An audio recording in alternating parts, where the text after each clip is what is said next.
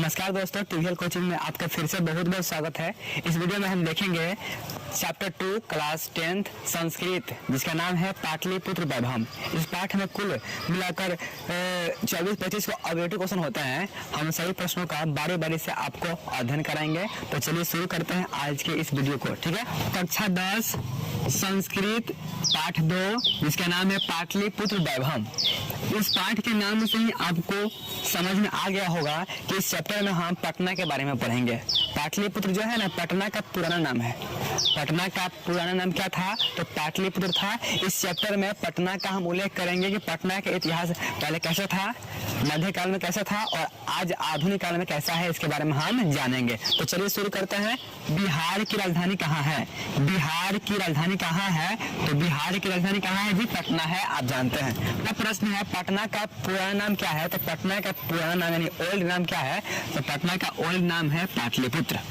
तीसरा प्रश्न है, पुराणों और संस्कृत ग्रंथों में पटना का कौन सा नाम है? आप पुराण यदि पढ़ेंगे, कुल मिलाकर 18 पुराण है। कुल मिलाकर 18 पुराण है, 4 वेद हैं, 6 वेदांग है, 16 संस्कार हैं और 6 अवगुण है। तो आप पुराण पढ़िएगा या फिर संस्कृत का ग्रंथ पढ़िएगा, तो उस पुराण में या ग्रंथ में पटना का कौन सा नाम आपको पढ़ने को मिलेगा? तो पटना का नाम मिलेगा पुष्पपुर या कुसुमपुर। यानी पटना का पुराना नाम पाटलिपुत्र था और उससे ही पुराना नाम पुष्पपुर और कुसुमपुर था। तो याद रखिएगा, जब भी सवाल पूछेगा कि पटना का नाम जो है पुराने और संस्कृत ग्रंथों में क्या लिखा है, तो कुसुमपुर या पुष्पपुर याद रखिएगा। ठीक है, अगला प्रश्न है, आगे बढ़ते हैं। अगला प्रश्न है, किसने कहा पटना भविष्य में एक महानगर बनेगा? किसने कहा कि पटना भविष्य में एक महानगर बनेगा? तो गौतम बुद्ध ने कहा था। गौतम बुद्ध ने क्या कहा था कि पटना भविष्य में एक महानगर बनेगा। लेकिन उन्होंने एक आपत्तिजनक बात यह भी कही थी कि पटना भविष्य में तो महानगर बनेगा, लेकिन यहाँ पे आपदाएं आती रहेगी, बाढ़ आते रहेंगे, लोग एक दूसरे से जलन करते रहेंगे, लड़ाई करते रहेंगे। ठीक है, तो ये सवाल 2 मार्क्स में भी पूछता है कि गौतम बुद्ध ने पटना के विषय में क्या कहा है। 2 नंबरिया सवाल में पूछता है कि गौतम बुद्ध ने पटना के विषय में क्या कहा है। तो पटना के विषय में गौतम बुद्ध ने कहा है कि पटना भविष्य में एक महानगर तो बनेगा, लेकिन यहाँ पे ना आपदाएं आती रहेंगी, बाढ़ आते रहेंगे। आपने साल भर पहले देखा था पटना में भयंकर बाढ़ आई थी। ठीक है, तो आगे बढ़ते हैं इस तरह अगले प्रश्न की ओर। अगला प्रश्न है, इनमें से कौन विदेशी यात्री पटना आए थे? इनमें से कौन से विदेशी यात्री पटना आए थे? याद रखिएगा, हुएंत्सांग, इत्सिंग और मेगास्थनीज। हुएंत्सांग, इत्सिंग और मेगास्थनीज तीनों जो थे विदेशी यात्री थे, ये तीनों पटना आए हुए थे। ठीक है, तो ये भाई ऑप्शन वाला सवाल में पूछेगा कि इनमें से कौन से व्यक्ति यानी कौन सी विदेशी यात्री पटना आए थे, तो हुएंत्सांग, इत्सिंग और मेगास्थनीज, इनमें सही ऑप्शन होगा, तो आप इनमें सही पर टिक कीजिएगा। ठीक है, अगला प्रश्न है, किसके शासन काल में पटना की रक्षा व्यवस्था बहुत ही उत्तम थी यानी अच्छी थी? तो याद रखिएगा, चंद्रगुप्त मौर्य के समय। चंद्रगुप्त मौर्य के समय पटना की रक्षा व्यवस्था जो थी ना, बहुत ही टाइट फिटिंग्स में थी। ठीक है, और चंद्रगुप्त मौर्य को ना मौर्य वंश का संस्थापक भी कहा जाता है। चंद्रगुप्त मौर्य को मौर्य वंश का संस्थापक भी कहा जाता है। तो इस तरह आगे बढ़ते हैं अगले प्रश्न की ओर। 7वां प्रश्न आप स्क्रीन पर देख सकते हैं। सवाल है, किसके शासन काल में पटना एक समृद्ध नगर था? किसके शासन काल में पटना एक समृद्ध नगर था? तो अशोक सम्राट के समय। अशोक सम्राट के समय पटना एक समृद्ध नगर था। याद रखिएगा कि चंद्रगुप्त मौर्य के समय पटना की रक्षा व्यवस्था बहुत ही टाइट थी और अशोक सम्राट के समय पटना की रक्षा व्यवस्था तो टाइट थी ही, वो जो था ना, पटना जो था समृद्ध नगर बन चुका था। ठीक है, आप जानते होंगे अशोक सम्राट राजा बिंदुसार के पुत्र थे और राजा बिंदुसार चंद्रगुप्त मौर्य के पुत्र थे। और चंद्रगुप्त मौर्य को मौर्य वंश का संस्थापक किसने बनाया था? राजा किसने बनाया था? तो कौटिल्य, जिसको हम चाणक्य भी कहते हैं। ठीक है, महापंडित थे, महाचतुर थे। नदी किनारे बसा हुआ पटना किस नदी के किनारे बसा हुआ था? पटना जो है ना, गंगा नदी के किनारे बसा हुआ है। याद रखिएगा, पटना जो है गंगा नदी के किनारे बसा हुआ है। अगला प्रश्न है, पटना नगर की पालिका देवी कौन है? पटना नगर की पालिका देवी पटन देवी है। आपने थावे वाली मैया की कहानी सुनी होगी कि जब थावे वाली मैया जब एक भिखारी जब रहसु भगत से भीख मांगता है तो रहसु भगत उसे बासमती चावल दान करते हैं, और वही भिखारी राजा मनन सिंह से भीख मांगता है तो वे अरवा चावल बहुत ही कम भीख में देते हैं।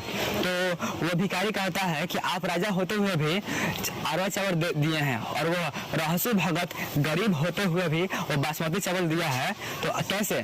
तो राजा ने अपने सैनिकों से कहा कि कैसे दिया है उसने बासमती चावल, देखो पता करो उसके पास इतना धन कहाँ से आया। तो सैनिक आए तो उन्होंने क्या देखा कि रहसु भगत जो है ना बाघ से दौरी कर रहे हैं और सांप से दौरी कर रहे हैं, तो अनाज निकल रहा है। ये देवी माँ की कृपा से हो रहा था। ये एक धार्मिक कहानी है, आपने सुनी ही होंगी। तो राजा मनन सिंह जो था वो रहसु भगत से पूछने लगा कि बताओ ये कैसे होता है। तो रहसु भगत ने पूरा बताया कि हम देवी माँ के भक्त हैं, देवी माँ की हमारे ऊपर कृपा है जिसके कारण ऐसा होता है। तो रहसु भगत ने कंगन में दिखाया। मनन सिंह ने कहा कि हमें इसका दूसरा कंगन चाहिए। तो मनन सिंह बार बार जिद करने लगा। रहसु भगत उससे बार बोलते थे कि मत जिद करोगे तो देवी माँ आ जाएंगी तो बहुत अनर्थ हो जाएगा, तो ना तुम रहोगे ना मैं रहूंगा, और वो कंगन लाएंगे ना तो मेरा मस्तक फाड़ करके ही लाएंगे, ठीक है। तो जब माता जी कलकत्ता में आए तो कलकत्ती माँ भवानी कहाई, फिर कलकत्ता से चल करके पटना में आए तो पटन देवी कहाई। तो वही हम पढ़ रहे हैं, पटना की पालिका देवी कौन है? तो पटना की पालिका देवी पटन देवी हैं। तो रहसु भगत ने मनन सिंह से कहा कि आजा आप भी रुक जाओ, पटना में आ गई है हमारी माता जी, यदि पास आ जाएंगे तो बहुत अनर्थ हो जाएगा। तो मनन सिंह बोला कि बुलाओ ना, हम देखेंगे हमारी माता जी को। तो रहसु भगत के कहने पर फिर माँ पटना से चल करके आनी में आई तो अंबिका भवानी कहाई, फिर उसके बाद मरहौरा में आए तो गढ़देवी कहाई, और थावे में आए तो थावे वाली मैया कहाई, और थावे में आकर के रहसु भगत माथा चीर करके कंगन दिखाई, और इस तरह की से कहानी खत्म होती है, ठीक है। तो याद रखिएगा पटना की पालिका देवी कौन है? तो पटना की पालिका देवी पटन देवी है, ठीक है। अगला प्रश्न है पटना में नदी पुल, पटना में गंगा नदी पर जो पुल बना है उस पुल का क्या नाम है? तो महात्मा गांधी सेतु पुल। याद रखिएगा पटना में गंगा नदी के किनारे पर कौन सा पुल बना हुआ है? तो महात्मा गांधी सेतु पुल, ठीक है। और ये जो है ना एशिया का सबसे बड़ा नदी पुल है, ओके। अगला प्रश्न है इनमें से कौन सी इमारत पटना में स्थित है? तो गोलघर। याद रखिएगा पटना में क्या है? तो गोलघर है। पटना में क्या है? तो गोलघर है, ठीक है। और गुरु गोविंद सिंह का जन्म कहाँ हुआ था? तो गुरु गोविंद सिंह का जन्म पटना में ही हुआ था। सिख संप्रदाय के 10वें गुरु गोविंद सिंह का जन्म पटना में ही हुआ था। याद रखिएगा सिख संप्रदाय के 10वें गुरु कौन थे?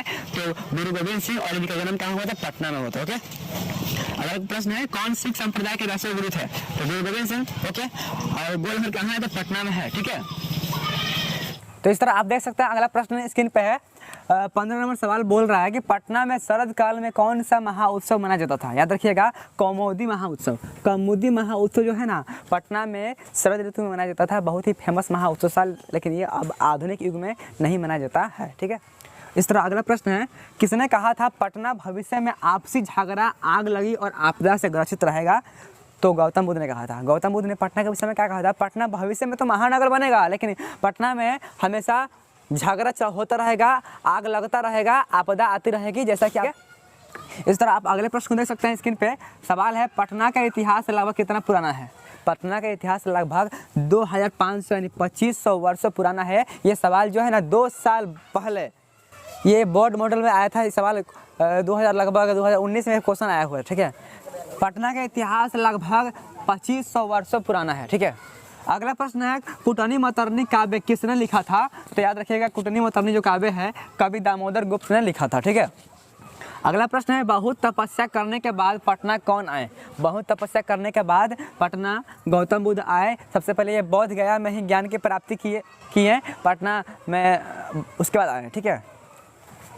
अगला प्रश्न है इनमें से कौन राजशेखर की रचना है? तो याद रखिएगा काव्य मीमांसा जो है ना राजशेखर की रचना है। अगला प्रश्न है इनमें से कौन पटना में अध्ययन करके प्रसिद्ध हो गए? तो याद रखिएगा पाणिनि जी जो थे ना पटना में अध्ययन करके पढ़ लेकर के बहुत ही प्रसिद्ध हो गए। सेकंड क्वेश्चन है इस चैप्टर का किसके शासनकाल में पटना का खूब विकास हुआ? तो याद रखिएगा अंग्रेजों के शासनकाल में पटना का खूब विकास हुआ था। लास्ट क्वेश्चन है पाटलिपुत्र वैभव पाठ में किस शहर का वर्णन किया गया है? तो पाटलिपुत्र वैभव पाठ में पटना नामक शहर का वर्णन किया गया है। इस तरह यह वीडियो खत्म होता है। आज हम समझते हैं इस वीडियो में बहुत ही गैदरिंग हुई है, तो कल से गैदरिंग नहीं होगी, बढ़िया से कल से साउंड क्वालिटी मिलेगा। आज भर आप लोग मैनेज कीजिए, कल से मिलते हैं नए वीडियो।